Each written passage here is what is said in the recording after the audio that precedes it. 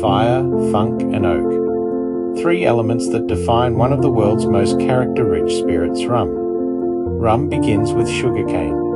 More specifically, molasses, a dark, rich byproduct of sugar production. Packed with sugars, minerals, and flavor compounds, it forms the foundation of traditional rum. When mixed with water and yeast, this humble ingredient becomes the starting point of something far more complex. Fermentation is where rum starts to develop its personality. Yeast converts sugar into alcohol, but more importantly, it creates acids, esters, and aromatic compounds. Unlike neutral spirits, rum embraces complexity. Longer fermentations can produce bold, fruity, and sometimes funky flavors that define traditional styles. One of rum's most fascinating techniques is the dunder method.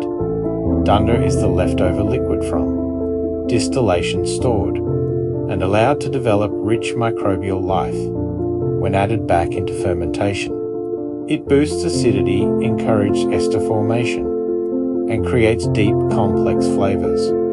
It's a bit like sourdough alive, unpredictable but incredibly powerful. This is where rum gets its signature funk. Next comes distillation using a traditional pot still.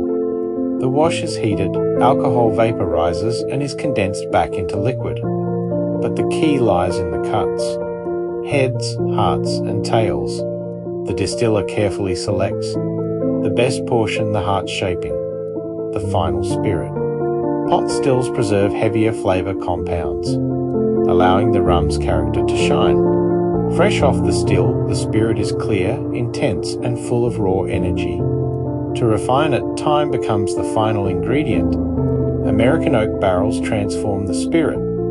They add vanilla, caramel, coconut, and spice.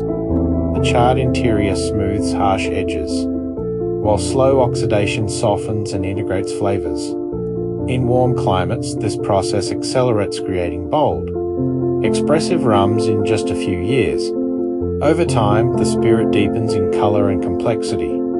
By the end, every step has left its mark. Molasses, fermentation, dunder, distillation, and oak all working together. No single element defines the rum. It's the combination that creates its identity. In a world driven by efficiency, these methods stand apart. They take more time, more skill, and more care. But they produce something rare, rum with true character. So when you taste a rum made this way, you're not just tasting a spirit.